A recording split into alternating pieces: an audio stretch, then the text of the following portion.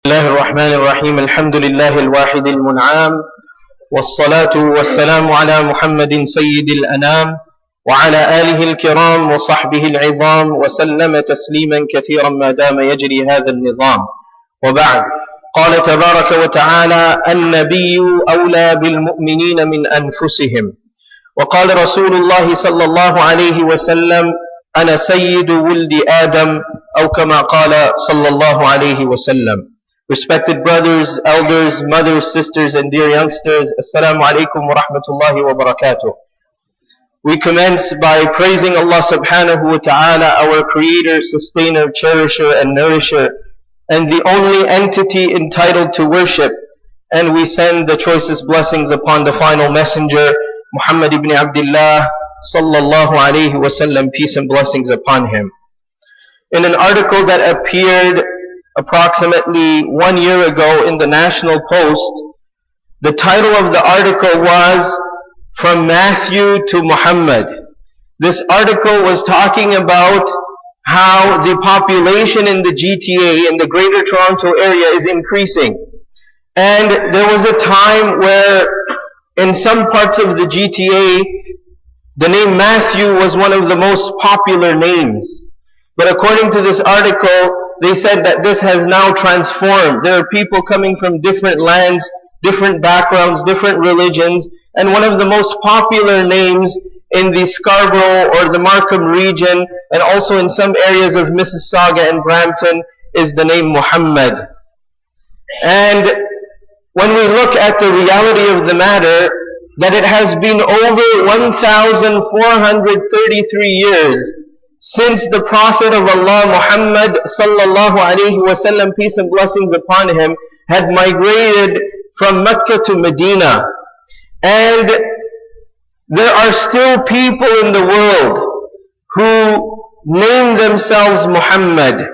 There are still people like you and I who love the Prophet, peace and blessings upon him. And there are still people in this world who continue to follow the noble teachings of the final messenger, Muhammad sallallahu alayhi wa sallam. In the verses of Surah Al-Ahzab, Allah subhanahu wa ta'ala, our creator, explains one of the missions of the Prophet, peace and blessings upon him. And Allah subhanahu wa ta'ala, the creator, the Lord, speaks about certain traits that are blessed to the Prophet, peace and blessings upon him.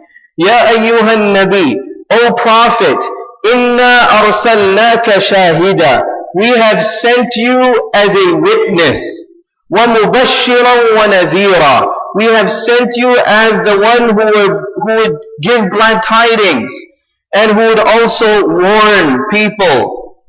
Wa da'iyan ila Allah bi'idhnih. And you are a caller, an inviter towards Allah subhanahu wa ta'ala, towards the Creator with His permission. وَسِرَاجًا مُنِيرًا. And you are one that will be an illuminated lamp. Now, in reality, after 1,433 years after the Prophet's migration, sallallahu alayhi wa sallam, peace and blessings upon him, there are people who still connect with the Prophet, peace and blessings upon him, and his teachings. This is that light that Allah subhanahu wa ta'ala is speaking about. That Muhammad, peace and blessings upon him, his teachings, his guidance, the revelation that was blessed to him, that was revealed to him, it illuminates us. Just like a lamp, just like a light. It brings light into a room that is dark, and it makes it different. There's a different approach, there's a different feeling when a room is filled with light. So our lives can be illuminated and will continue to be illuminated, provided we continue to attach ourselves with the Prophet, peace and blessings upon him. At this junction, I want to specifically speak about how we can personalize ourselves and how we can internalize our connection with the Prophet, peace and blessings upon him, sallallahu alayhi wa sallam. At one occasion, according to a narration that is found in Musnad Ahmad on the strength of Anas ibn Malik radiyallahu anhu, he says, we were seated with the Prophet, peace and blessings upon him, and he made a statement that really shocked us. وَدِدْتُ أَنْ لَقِيتُ إِخْوَانِي. I wish to meet my brothers and sisters. I wish to meet my brothers and sisters. So we as the companions, the Sahaba radiallahu anhum, we were astonished. And we questioned the Prophet, peace and blessings upon him. أَوَلَيْسَ إِخْوَانُكَ يَا رَسُولَ اللَّهِ صَلَّى اللَّهُ عَلَيْهِ وَسَلَّمَ, O Messenger of Allah, are we not your brothers and sisters? The Prophet, peace and blessings upon him, responded and said, بَلْ أَنْتُمْ أَصْحَابِي, nay, you are my companions. And I'm referring to the brothers and sisters, لَمْ يَرَوْنِي, they have not seen me, but آمَنُوا بِي, they will believe in me, they will believe in my message, and they will live my message. So the Prophet, peace and blessings upon him, he personalized his relationship with you and I. He made it very deep, and he connected his message, his personality with you and I, by referring to us as brothers and sisters, by referring to us as people that he would want to meet. The Prophet, peace and blessings upon him, personalized the relationship with you and I. So, in reality, we are believers. We believe in one God, Allah subhanahu wa ta'ala, the only entity entitled to worship. And we believe that the Prophet Muhammad, peace and blessings upon him, is the last messenger, is the final messenger who has been sent with the final culminating guidance that came from Allah subhanahu wa ta'ala. Now, we need to personalize our relationship with the Prophet, peace and blessings upon him. Just like he personalized his relationship with you and I, we need to also personalize it. Two specific things that I want to point out that will hopefully help us internalize, personalize, and get close and connected to the Prophet, peace and blessings upon him. Number one is the most obvious, that we need to learn the life of the Prophet, peace and blessings upon him, and we need to practice his teachings. We need to learn and practice.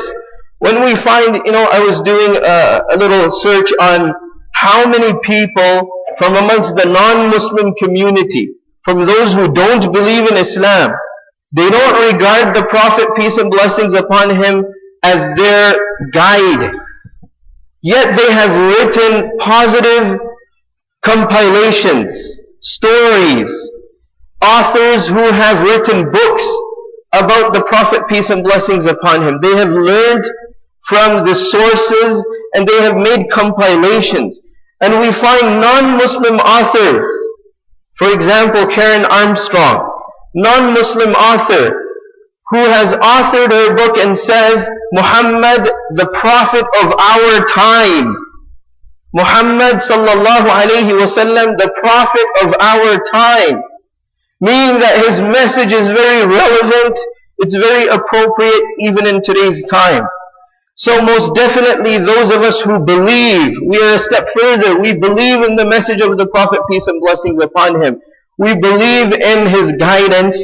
We definitely and most certainly need to continue our journey to learn from his teachings, sallallahu alayhi wasallam, and also implement them, bring them into our lives. In a narration of Musnad Ahmad, a man came to the Prophet, peace and blessings upon him. This was his first encounter with the Nabi of Allah, with the Messenger of Allah, sallallahu alayhi wasallam. He posed a few questions. He was interested in Islam, and he asked that, what are you calling towards? So the Prophet, peace and blessings upon him, said, look, I'm not calling towards myself.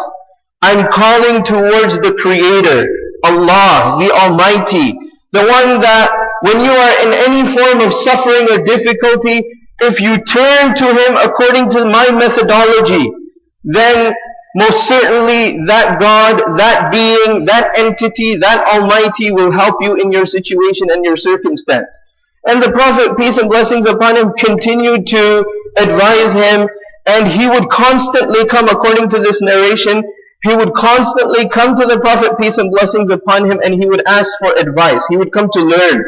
He would come to understand the message so that he could live that message. Now the Prophet, peace and blessings upon him, was approached by this man, according to the narration of Musnad Ahmad, and at this specific occasion he said, Awsini, O Messenger of Allah, peace and blessings upon him, give me advice, give me some teachings, I may want to learn and implement it. the Prophet, peace and blessings upon him, noticed that he came from a clan whose tongues were very loose, meaning that they would defame people with their words. They would not be careful in their statements.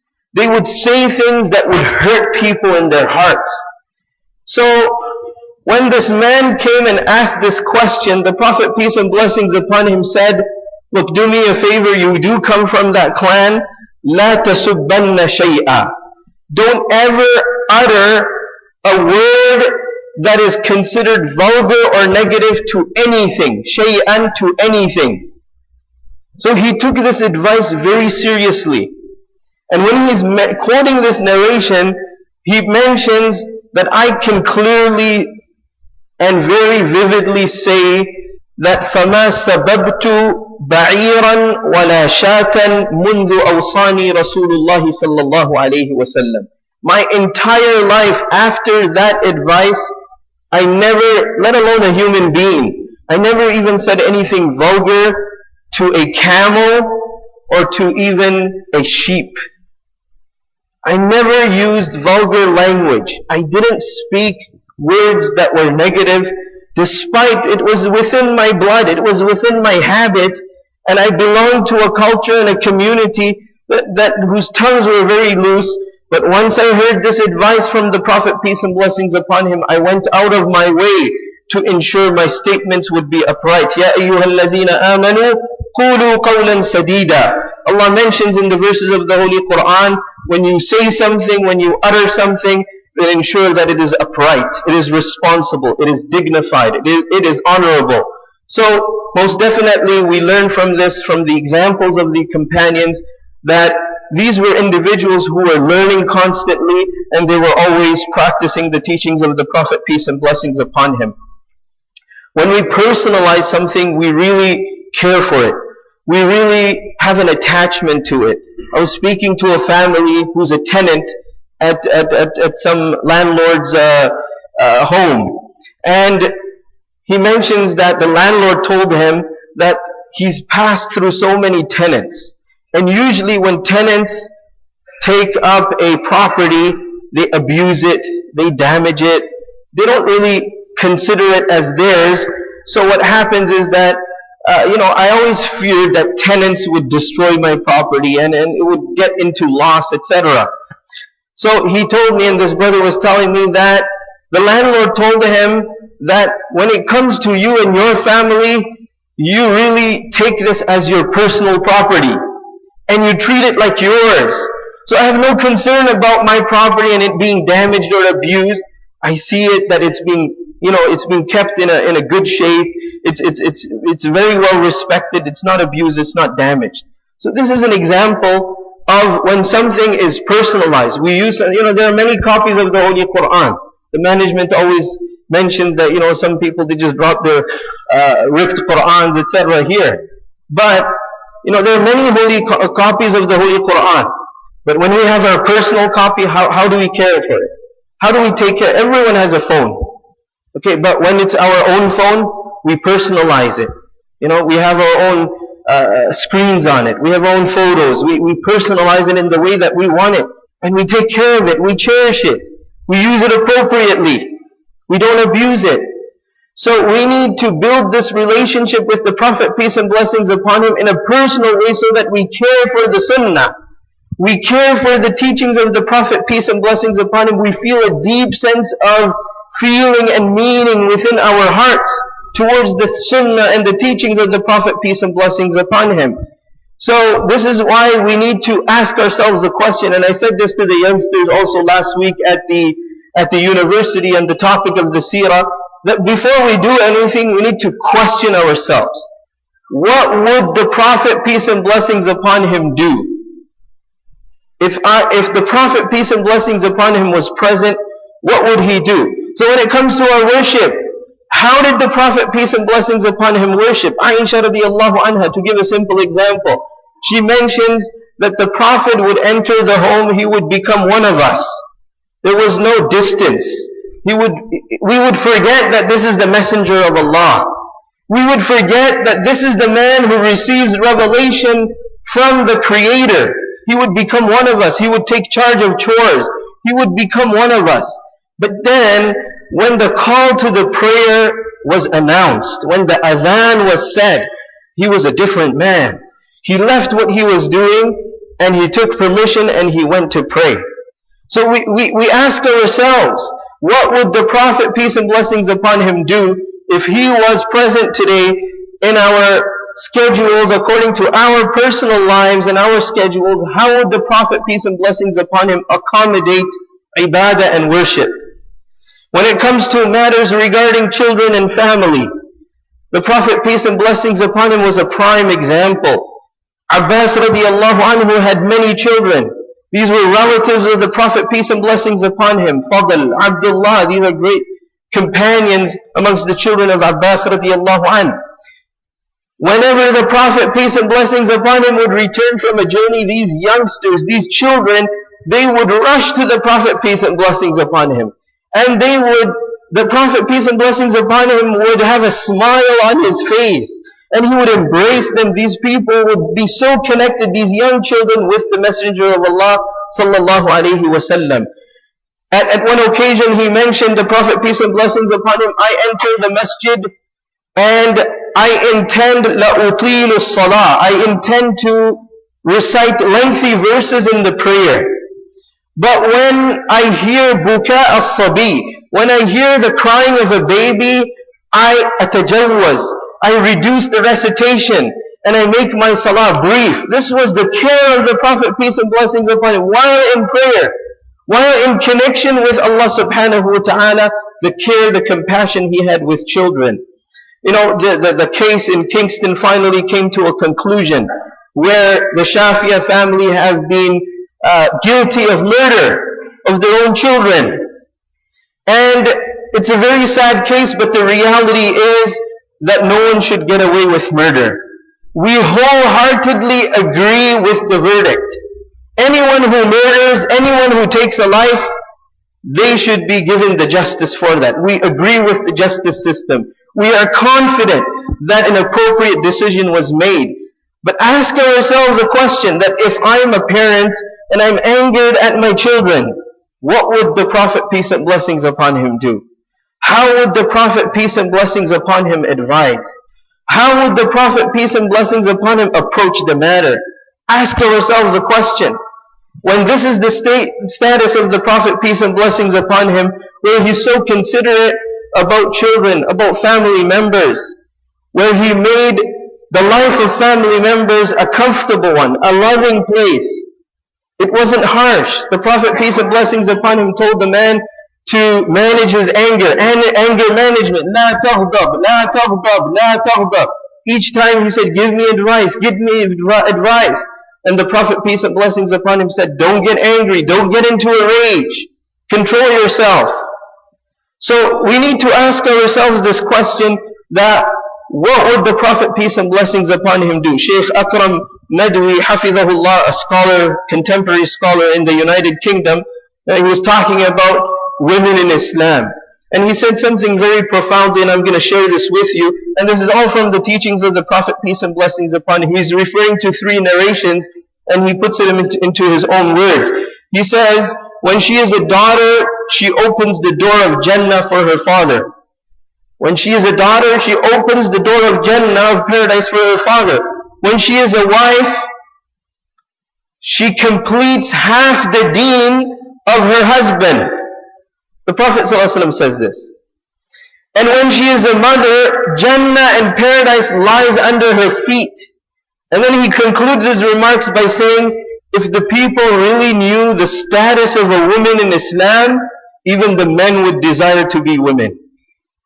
This is the status the Prophet, peace and blessings upon him, gave to women, the honor, the respect to daughters, to mothers, to sisters. So how can we abuse, or how can we deny the rights, or how can we engage in any form of so-called honor killings or honor-based violence? This is not part of our teachings. This is not part of Islam. The Prophet, peace and blessings upon him, came to liberate.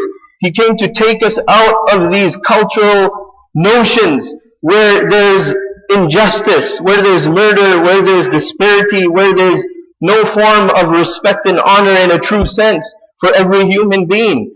So we need to ask ourselves constantly in business matters. The Prophet, peace and blessings upon him, said things like, La khilabata, man ghashana falaysa minna. There's no cheating, there's no deception, there's no going against your word. When it comes to matters of business and transactions, write your contracts. When you sign the dotted line, ensure that you are aware of what part of the deal is yours and what we need to do.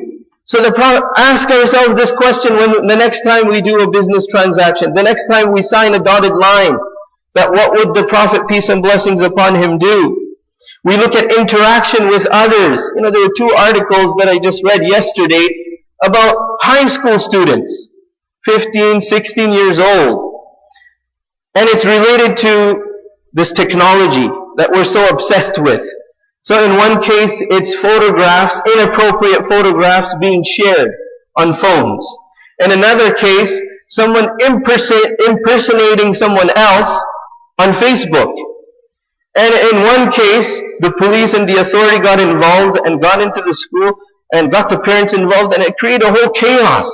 And the other case of the impersonation, the teenager was charged for impersonating someone else on Facebook.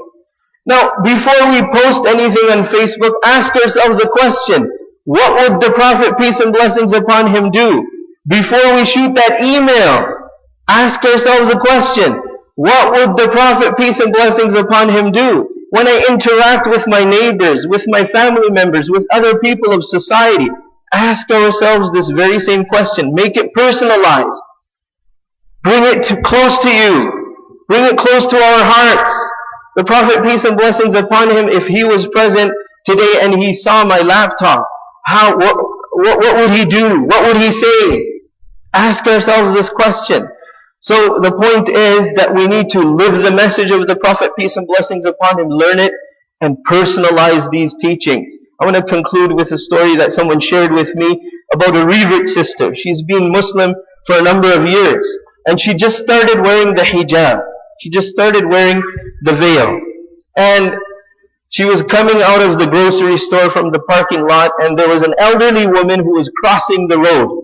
And she had her bags of groceries, and she's crossing. It just turned, the sign just turned to indicate that it was now time to walk. She started walking, and the bags, they ripped. So the groceries started falling. She was driving by, and she was ignoring the situation, but then she said to herself, what would the Prophet, peace and blessings upon him, do? She parked her car.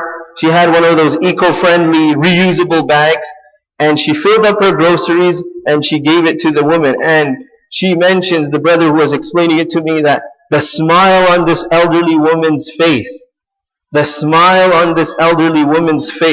it just made her day. It just made her day. And this is what the Prophet, peace and blessings upon him, came for. To bring smiles onto everyone's faces. To liven up, to illuminate, sirajan munira, to illuminate our lives. So we can personalize the teachings of the Prophet, peace and blessings upon him, by learning about the Sunnah, by practicing it, and keeping attached to it, and personalizing it. We make dua that Allah subhanahu wa ta'ala bless us with just that. May Allah subhanahu wa ta'ala give us the ability to love the Prophet, peace and blessings upon him. May Allah allow us to live his message, and may Allah allow us to share this message with others, and may Allah bless us with success of this life and the everlasting life of the hereafter. Wa akhiru da'wana and alhamdulillahi rabbil alamin.